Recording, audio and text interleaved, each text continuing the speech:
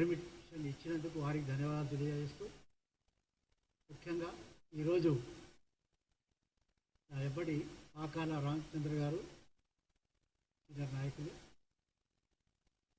Congress party ప్రభుత్వం రేవంత్ రెడ్డి గారి నాయకత్వంలో ఈరోజు వరదలు ఏవైతే మరి ఎప్పుడు మనం చూడని విధంగా 50 డిగ్రీల కన్నా 50 సెంటీమీటర్ల కన్నా ఎక్కువ ఎప్పుడు అంత వర్షపాతం లేకుండే అని చెప్పడం జరుగుతుంది. ఈ సందర్భంలో వరదలలో ఏ విధంగా అయితే బ్రతుకులు అతలాకుతలమైనాయో గత 10 సంవత్సరాలలో బీఆర్ఎస్ ప్రభుత్వం ఆర్థికంగా చేసినటువంటి అతలాకుతలం నుండి గాడి తప్పిన తెలంగాణ పాలనను రేవంత్ రెడ్డి గారు, వారి టీం, వారి మంత్రివర్గము, కాంగ్రెస్ పార్టీ మరి ఆర్థికంగా దెబ్బతిని ఉన్నటువంటి అప్పుల్లో మునిగినటువంటి తెలంగాణను మరి సెటిలైట్ చేస్తూ గాడిలో పెడుతూ ఈరోజు వరదలలో స్వయంగా ముఖ్యమంత్రి గారు, వారి టీం, కాంగ్రెస్ శ్రేణులు ముఖ్యంగా ప్రజలను ఆదుకోవడానికి మరి వేయింబౌళ్ళు కష్టపడుతున్నటువంటి విషయం మనం చూస్తున్నాం. సో ఈ సందర్భంగా రాష్ట్ర ప్రభుత్వానికి ప్రత్యేకంగా ముఖ్యమంత్రి రేవంత్ రెడ్డి గారికి నేను ధన్యవాదాలు తెలియజేస్తున్నా. మరి ఇక్కడ జరిగినటువంటి గత 10 సంవత్సరాల్లో జరిగిన విధ్వంసం ఏదైతే ఉందో ఈ విధ్వంసానికి కారణం కేంద్ర ప్రభుత్వం వహించాలంటున్నా. ఎందుకంటే కేసీఆర్ గారి యొక్క పార్టీ, కేసీఆర్ గురించి నాకు బాగా పర్సనల్గా తెలుసు కాబట్టి నేను చెప్తున్నా. కేసీఆర్ బీఆర్ఎస్ ప్రభుత్వం చేసినటువంటి నిర్వాహకం ఏదైతే ఉందో దాని ఫలితమే ఈరోజు మనం ఏ స్కీమ్ పూర్తి చేయాలన్నా, ఏ స్కీమ్ స్టార్ట్ చేయాలన్నా, ప్రజలకు ఏది చేయాలన్నా మరి ఎంత కష్టపడాల్సి వస్తుందో ఈ కాంగ్రెస్ ప్రభుత్వం మనం చూస్తున్నాం. అయినా కూడా దాన్ని అధిగమించి ధైర్యంగా young and dynamic leader Revanth Reddy గారు స్టెప్ తీసుకొని ముందు దూసుకెళ్తున్నారు. ఈ సందర్భంగా కేంద్ర ప్రభుత్వం మరి తెలంగాణ ప్రజలు ఆశతో, గొప్ప ఆశతో కేంద్రం కూడా మనకు సహకారం కావాలని 8 మందిని గెలిపిస్తే, ఎంపీలను ఇస్తే ఇంతవరకు ప్రధాని కానీ హోంమంత్రి గారు కూడా రాలేదు. ఇది గంభీరమైనటువంటి యొక్క తెలుగు రాష్ట్రాల్లో జరిగినటువంటి బీభత్సం. సో వారు రానందుకు కూడా నేను చింతిస్తున్నా. వాళ్ళు కేవలం గత 10 సంవత్సరాలలో కేసీఆర్ చేసే అవినీతిని చూసుకుంటూ ఎలక్షన్లు వచ్చిందాక కేసీఆర్ అవినీతి పరుడు, కేసీఆర్ కుటుంబం మరి ఏటీఎం, తెలంగాణ ఏటీఎం అయిపోయింది ఆ కుటుంబానికి అని చెప్పేసి ఆ రోజుల్లో ప్రధాని సైతం చెప్పినటువంటి విషయం మనకు తెలుసు. మరి ఆ సందర్భంలోనేమో ATM to KCR family Telangana, ఇప్పుడేమో KCR and KCR family become Paytm to central government అన్నమాట. సో కేసీఆర్ నిస్సిగ్గుగా ఈరోజు ఫామ్ హౌస్లో వెచ్చగా మెయిన్ అపోజిషన్ లీడర్గా మరి ఈరోజు మంత్రి హోదాలో ఉండి, క్యాబినెట్ మంత్రి హోదాలో ఉండి కూడా ఈరోజు ఫామ్ హౌస్లో వెచ్చగా పండుకొని ఉన్నాడు. కనీసం మాట వరుస కూడా ఆయన మరి తన విచారం వ్యక్తం చేయకుండా మరి తన కొడుకు కుమారుడు యువరాజేమో అమెరికా వెళ్ళి, ఆయనకి ఇప్పుడు అమెరికా వెళ్ళి అక్కడి నుంచి ట్వీట్లు చేస్తున్నాడు. అదేవిధంగా 2014లో ఈ ఫ్యామిలీ పరిస్థితులు ఏముంటే నాకు బాగా తెలుసు. అంటే నేను ఈ విషయం ఎందుకు చెప్తున్నానంటే ఈరోజు తనేమో లక్షల కోట్లు సంపాదించినాడు, తన 100 మాగదులు 1000 కోట్లు, తన ఎమ్మెల్యేలు కార్యకర్తలు 100 కోట్లు సంపాదించినాడు. సో కేసీఆర్ పార్టీలో ఈరోజు 1000 కోట్ల రూపాయలు ఉన్నాయి. నేను డిమాండ్ చేస్తున్నా, మిస్టర్ కేసీఆర్, నిన్ను తెలంగాణ ప్రజలు క్షమించాలంటే నువ్వు 1000 కోట్లు వెంటనే నీ పార్టీ ఫండ్ నుంచి కానీ, లేక నువ్వు దుర్మార్గంగా సంపాదించిన, అవినీతితో సంపాదించినటువంటి డబ్బు నుంచి ఇచ్చి నీ నిజాయితీని నిరూపించుకో, లేకుంటే నిన్ను మరి తెలంగాణ ప్రజలు క్షమించరు. అదేవిధంగా నిన్న మన మాజీ మంత్రులు ఇద్దరు ఖమ్మంలో, ఇక వాళ్ళు పేర్లు తీసుకుంటే వాళ్ళకి ఇంపార్టెన్స్ ఇచ్చినట్లు అవుతుంది. కాబట్టి వాళ్ళు ఏమున్నారు, 2014 పూర్వం స్లిప్పర్సు మరి ఏది టీన్ బాక్స్ తో వచ్చిన వాళ్ళు, అమెరికాలో ఉద్యోగం చేసిన వాళ్ళు ఈరోజు ఈ లక్షల కోట్లు ఎక్కడి నుంచి వచ్చినాయని చెప్పేసి అడుగుతున్నా. ఇది నెంబర్ 1. నెంబర్ 2, కేంద్రం కేసీఆర్ అవినీతికి కేంద్రమే కారణం. కాబట్టి కేంద్రం ఎలాంటి చర్యలు తీసుకోలే. ప్రధానమంత్రి చెప్పినాడు మనకి ఎన్నిసార్లు, 3-4 సార్లు పబ్లిక్ మీటింగ్లలో చెప్పినాడు. కేసీఆర్కు సికంజా కసరా అన్నాడు. ఏదయ్యా నీ సికంజా, నీదేది, నువ్వు మరి ఏం చేసినావని చెప్పేసి నేను అడుగుతున్నా. ఈ రోజేమో మా కిషన్ రెడ్డి గారు పూజ్యులు మంత్రి గారు, కేంద్ర మంత్రి గారు, ఈయన హోంమంత్రిగా ఉన్నప్పుడు ఇక్కడ ఫోన్ ట్యాపింగ్ జరుగుతుంటే మరి ఈయన ఇంటెలిజెన్స్ సెటిల్ ఇంటెలిజెన్స్ ఏం చేసిందో మనందరికీ తెలుసు. కాబట్టి అటువంటి మంత్రి ఈరోజు ఏమంటున్నాడు, ఆ డిజాస్టర్ ఫండ్ ఉంది, దీని నుంచి ఖర్చు చేయమంటాడు.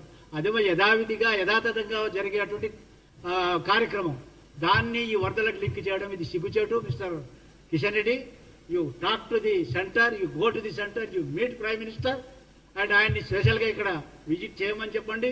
వెంటనే మా ప్రభుత్వం, కాంగ్రెస్ ప్రభుత్వం 5,000 కోట్ల నష్టం గురించి చెప్పినారు మా ముఖ్యమంత్రి గారు. అందులో కనీసం 50% ఇమ్మీడియట్గా విడుదల చేసి తమ యొక్క నిజాయితీ నిరూపించుకోవాలని చెప్పేసి నేను తెలియజేస్తున్నాను. అదే రకంగా ఈరోజు ముఖ్యంగా మరి తెలంగాణ పరిస్థితుల్ని సెటరేట్ చేయడానికి కేంద్రం కూడా సహకరించాలి, లేకుంటే తెలంగాణ ప్రజలు క్షమించాలని తెలియజేస్తున్నా. కేసీఆర్కి అయితే బుద్ధి చెప్పినారు, కేసీఆర్కు బుద్ధి రాదు. నేను అదే ఈ సందర్భంగా చెప్తున్నా, మా శ్రేణులకు కూడా చెప్తున్నా, మా నాయకులు రేవంత్ రెడ్డి గారికి కూడా మనవి చేస్తున్నా. కేసీఆర్ దగ్గర డబ్బు ఉన్నంత కాలం మన నడుస్తుంటే మన కాళ్ళలో కట్టబెట్టేటువంటి అతని యొక్క తత్వం. కాబట్టి ఇతని అవినీతిని ఎండగట్టాలా, దీని మీద చర్యలు తీసుకోవాలా. అదేవిధంగా ఇప్పుడు హైడ్రా మీరు ప్రారంభించి చాలా మంచి పని చేసినారు. హైడ్రా తీసుకురావాల్సినటువంటి పరిస్థితి ఎందుకు వచ్చింది, దీనికి కారకులు ఎవరు, దీని మీద ముందు మీరు మన ప్రభుత్వం దీని మీద మరి చర్యలు తీసుకోవాలా. ఎందుకంటే ప్రభుత్వ భూములు, చెరువులు, దీనికి పర్మిషన్ ఎవరిచ్చినారు, అప్పుడు ఏ అధికారి ఉన్నారు, ఆ అధికారులు ఎవరి యొక్క ప్రోద్బలంతో మరి ఈ ఆక్రమణలు చేసినారు. ఈరోజు ఆ పరిస్థితి వచ్చిందంటే దీనికి కారణం KCR and KCR family and BRS ప్రభుత్వం అని చెప్పేసి ఈ సందర్భంగా తెలియజేస్తున్నారు. కాబట్టి మా ముఖ్యమంత్రి గారు చెప్పింది తప్పకుండా చేసి చూపిస్తారు. రాగానే 6 హామీలను ఇంప్లిమెంట్ చేసినారు. ఇంకా వీళ్ళు 9 నెలలు పూర్తి కాకముందే మరి ఈరోజు ఏం చేయలేదని గగులు పెడుతున్నారు. అంటే పవర్ లేకుండా కేసీఆర్ కుటుంబం బతకదాలదు. ఈరోజు మరి ఇన్ని విధాలుగా మనందరికీ తెలుసు, తెలంగాణ ప్రజలందరికీ తెలుసు, నిమిషానికి 20,000 రూపాయలు పెట్టి వకీళ్లను పెడుతున్నారు కేసులు కొట్లాడడానికి. మరి నిమిషానికి 20,000 అంటే ఎంత అవుతుందో మీరు చూడండి. ఎన్ని రోజుల నుంచి కేసులు నడుస్తున్నాయో మీరు చూడండి. నేను ఇప్పుడు ఆ పేర్లు తీసుకుంటే గబ్బు పడతాను కాబట్టి ఆ పేర్లు తీసుకోను. కానీ ఆయన చేసినటువంటి దుర్మార్గం వల్ల ఈరోజు తెలంగాణకి ఈ పరిస్థితి ఏర్పడింది. తప్పకుండా మా ప్రభుత్వం మరి అదేవిధంగా రేవంత్ రెడ్డి గారి నాయకత్వం ఇది సెటరేట్ చేస్తున్నారు, చర్యలు తప్పకుండా ఉంటాయని చెప్పేసి తెలియజేస్తున్నాం. అదే రకంగా నిన్న మరి రాష్ట్ర ప్రభుత్వం కూడా ఎస్టీలకు సెపరేట్ కమిషన్ చేయాలని, ఇంతకుముందు ఎస్సీ ఎస్టీలకు కంబైన్డ్ ఉంది, కేంద్రంలో సెపరేట్గా ఉంది ఎస్టీ కమిషన్, పక్క ఆంధ్ర రాష్ట్రంలో కొన్ని రాష్ట్రాల్లో separate ST commission, separate SC commission ఉంది. అది చేయాలని కూడా ఆలోచన చేస్తున్నారు మా ప్రభుత్వం, రేవంత్ రెడ్డి గారు, వారి మంత్రివర్గం. కాబట్టి వారికి మనవి చేస్తున్నా, ఎస్టీలకు ఎస్సీల సమస్యలు వేరువేరు. వీళ్ళేమో ఇప్పుడు ఈ యొక్క వరద ప్రాంతాల్లో అందరికీ నష్టం జరిగింది, అన్ని కులాలు, అన్ని జాతులు, అన్ని తెగలకి. ముఖ్యంగా గిరిజనులు ఇంటీరియర్ మీకు తెలుసు, మరి ఖమ్మం, అదేవిధంగా మహబాదు, నల్లగొండ, ఈ ప్రాంతాలలో, ఈ ట్రైబల్ ఏరియాస్లలో ఇంకా ఘోరమైన పరిస్థితి ఉంది.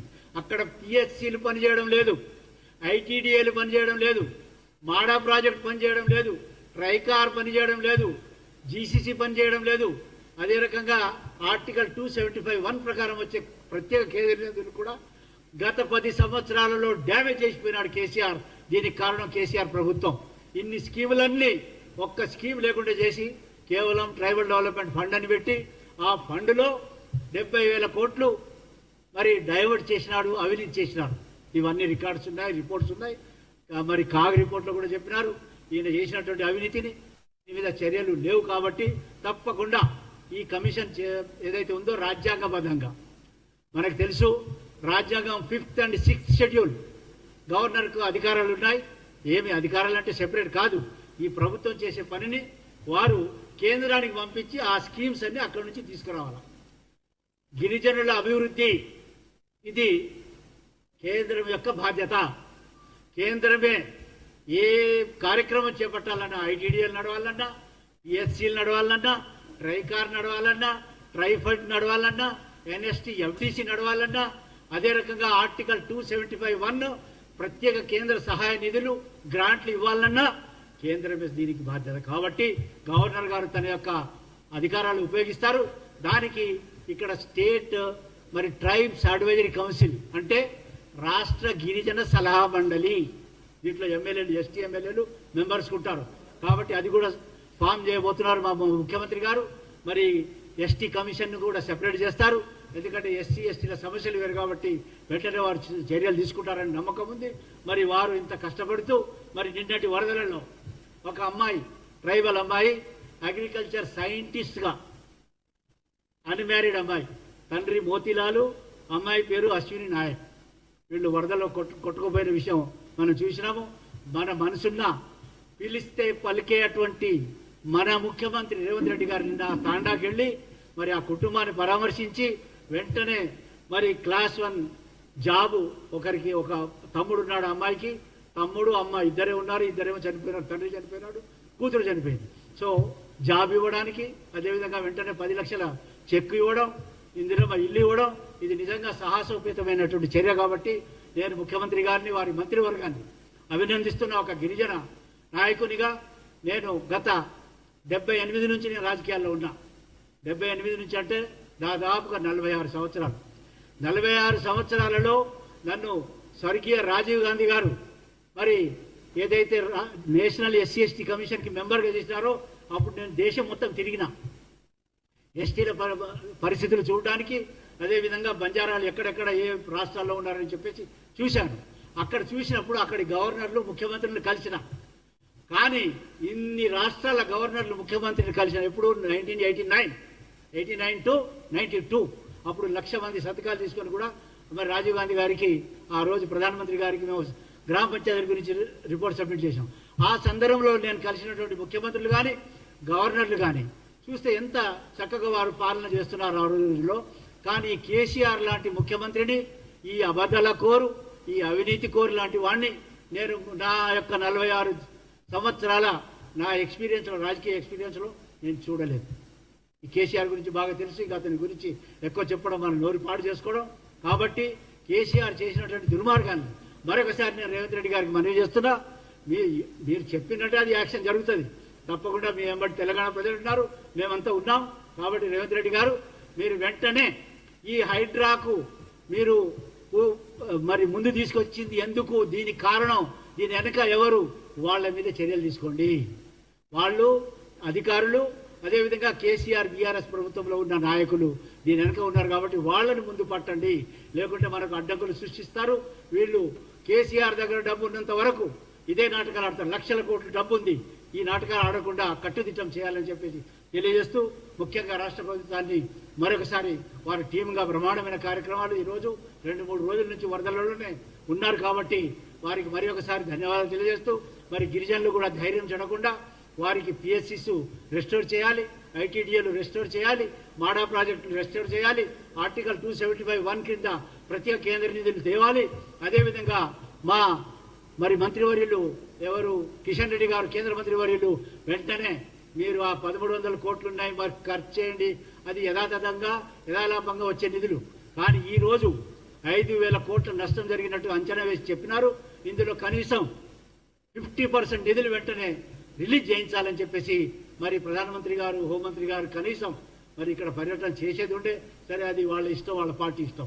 కానీ వెంటనే నిధులు చేయించి మీ యొక్క మరి నిజస్వరూపాన్ని మీరు బయట పెట్టాలి, మీ యొక్క నిజాయితీని బయట పెట్టాలని నేను తెలియజేస్తూ, తెలంగాణ ప్రజలు రేవంత్ రెడ్డి గారి నాయకత్వంలో ఎన్ని కష్టాలు వచ్చినా కూడా మీరంతా, మనమంతా కలిసికట్టుగా మన నాయకుడిని కాపాడుకుందాం, మన ఇందిరమ్మ రాజ్యాన్ని కాపాడుకుందాం. సోనియమ్మ మనకు తెలంగాణ ఇచ్చింది. తెలంగాణ మరి మనందరికీ తెలుసు, సోనియమ్మ లేకుంటే తెలంగాణ వచ్చేది కాదు. కాబట్టి ఇందిరమ్మ రాజ్యం, తెలంగాణ ఇచ్చిన సోనియమ్మ వారు ఆయురారోగ్యంతో ఉండాలని చెప్పేసి ఈ సందర్భంగా తెలంగాణ ప్రజలతో నేను కోరుకుంటూ సెలవు తీసుకుంటా. మీ అందరికీ నా యొక్క నమస్కారాలు. ధన్యవాదాలు.